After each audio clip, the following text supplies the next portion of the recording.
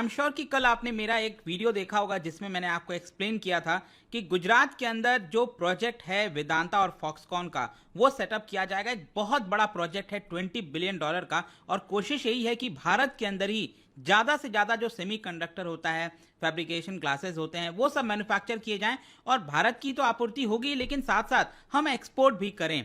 लेकिन इस पूरे प्रोजेक्ट को लेकर महाराष्ट्र और गुजरात में काफ़ी बड़ा विवाद चल रहा था। एक्चुअली यहाँ पर आप देखोगे महाराष्ट्र के अंदर जो अपोजिशन पार्टी है इस समय, उनका अब ये कहना है कि जो अभी प्रेजेंट की रूलिंग पार्टी, आपको पता होगा अभी recently Eknath Shinde chief minister बने हैं और जो फडणवीस जी हैं वो आपका डेप्यूटी चीफ मिनिस्टर बने हैं, तो उन्होंने एक प्रकार से नरेंद्र मोदी जी के कहने पर जो प्रोजेक्ट है उसको महाराष्ट्र से गुजरात शिफ्ट कर दिया। ऐसा अपोजिशन का एलिगेशन है। तो ये हुआ कैसे? क्योंकि ज़्यादातर यही माना जा रहा था लास्ट मोमेंट तक कि जो पूरा प्रोजेक्ट है वो महाराष्ट्र के अंदर जाएगा। अब देखिए, इतना बड़ा जो प्रोजेक्ट होता है ना, वो किसी भी राज्य के लिए एक बहुत बड़ा बूम होता है। मतलब उसकी वजह से इतने सारी चीज़ें क्रिएट होती हैं, वो मैं आपको वीडियो में बताऊंगा। और ये महाराष्ट्र अब लूज कर चुका है, तो ये सारे कारण हम देखेंगे। और एक प्रकार से आप कह सकते हो कि पिछले साल ही यहाँ पर आरबीआई का जो डेटा आया था उसमें भी यही बताया गया कि गुजरात मैन्युफैक्चरिंग के मामले में भारत में नंबर 1 बन चुका है। तो किस आंकड़े से बना है वो भी मैं आपको वीडियो में बताऊंगा। काफी कुछ जानने को है, चलिए आगे बढ़ते हैं। चलिए शुरुआत करते हैं और सबसे पहले देखते हैं एग्जैक्टली अभी हो क्या रहा है। देखिए, एक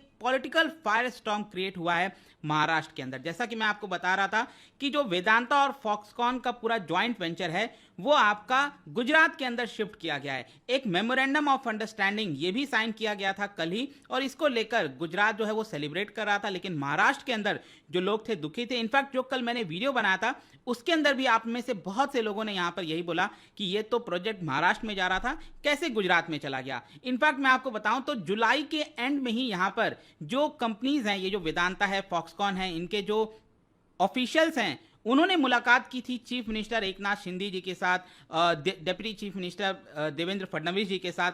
लेकिन एट द एंड ये सारी चीजें सफल नहीं हो पाई। बताया जा रहा था कि पुणे के पास यहां पर जो जगह है तालेगांव फेज 4, वहां पर 1000 एकड़ में ये जो प्लांट है वो लगाया जाएगा। लेकिन अब जैसा कि मैंने बताया कि जो दोनों लोग हैं, जो महाराष्ट्र की सरकार है, उनके लिए मुसीबत हो गई है। वो लोग अब समझा नहीं पा रहे हैं कि आखिरकार ये प्रोजेक्ट आखिरकार महाराष्ट्र से गुजरात में गया कैसे। इसको शुरुआत करने से पहले एक और चीज मैं आपको बता दूं कि जो वेदांता और फॉक्सकॉन का ये प्रोजेक्ट है ये 60-40 ज्वाइंट वेंचर है। मतलब 60% हिस्सा वेदांता जो अनिल अग्रवाल की कंपनी है उनके पास रहेगा, और जो फॉक्सकॉन जो ताइवान की कंपनी है उनके पास 40% हिस्सा रहेगा। और इसकी वजह से यहां पर जो इलेक्ट्रॉनिक डिवाइसेस वगैरह हो गए, बहुत सारी जो चीजें होती हैं आपका, उसके लिए जो सेमीकंडक्टर है, जो चिप है, वो प्रोवाइड किया जाएगा और भारत को सेल्फ रिलायंट बनाने की कोशिश की जाएगी। क्योंकि अगेन ये एक बहुत बड़ा प्रोजेक्ट है अगर ये सक्सेस हुआ तो। लेकिन क्वेश्चन ये है कि महाराष्ट्र से जब ये प्रोजेक्ट गया है गुजरात के अंदर, इसकी वजह से महाराष्ट्र को क्या क्या नुकसान होगा वो मैं आपको पहले बताता हूं।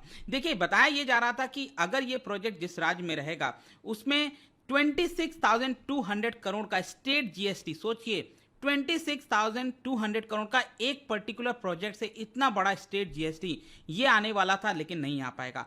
80,000 से 1 lakh direct and indirect job यहां पर मिलता। $20 बिलियन से लेकर और भी 5.5 से 8 बिलियन डॉलर एडिशनल इन्वेस्टमेंट किया जाता, और उस राज्य की जो जीडीपी ग्रोथ है उसको एक बहुत बड़ा बूम मिलता। और सिर्फ यही नहीं, इसके अलावा बताया जा रहा है कि 150 से ज्यादा कंपनीज एक प्रकार से वैल्यू चेन के अंदर आ जाती, क्योंकि एक बड़ा प्रोजेक्ट अगर लगता है तो उसके आसपास जो छोटे छोटे कंपनीज हैं वो भी यहां पर शामिल हो जाते हैं, उनको प्रोवाइड करते हैं, और जिसकी वजह से 70,000 से 1 लाख और नौकरियां क्रिएट होती। मतलब टोटल आप कह सकते हो 2 लाख तक एक्स्ट्रा जो जॉब है वो क्रिएट हो सकता था, लेकिन ये अब महाराष्ट्र में नहीं हो पाएगा। फाइनली ये क्वेश्चन ये है कि ये प्रोजेक्ट आखिरकार गुजरात गया कैसे। देखो, अब एग्जैक्ट रीजन तो हम सब नहीं पता लगा सकते, लेकिन यहां पर 2 सिनेरियो, जो 2 यहां पर कॉन्ट्राडिक्शंस दिए जा रहे हैं वो मैं आपको बता देता हूं। सबसे पहला जो रीजन बताया जा रहा है वो ये है कि गुजरात ने और ज्यादा ल्यूक्रेटिव ऑफर इस प्रोजेक्ट में दिया होगा।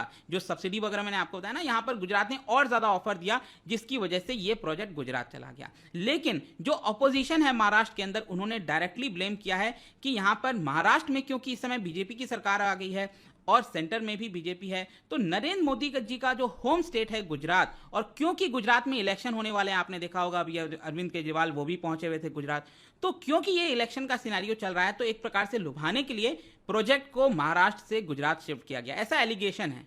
लेकिन महाराष्ट्र के अंदर जो गवर्नमेंट है उन्होंने ब्लेम किया है कि महाविकास आघाड़ी की जो गवर्नमेंट थी, पहले उद्धव ठाकरे की गवर्नमेंट थी, उन्होंने अच्छा इंसेंटिव जो ऑफर है वो कंपनी को नहीं, इसी की वजह से कंपनी वहां उधर चली गई है। खैर जो भी कुछ होगा, यहाँ पर आप नरेंद्र मोदी जी का भी ट्वीट देख सकते हो, उन्होंने भी इसकी सराहना की और कहा कि जो एमओयू साइन किया गया है ये एक स्टेप है टुवर्ड्स सेल्फ रिलायंट इंडिया, जो एक प्रकार से हम कहते हैं ना आत्मनिर्भर भारत, तो उसमें यहाँ पर बहुत सारा जॉब क्रिएट होगा, भारत में ही हम चीज़ों को बना सकेंगे, एमएसएमईज को काफ़ी बड़े फायदा मिलने वाला है।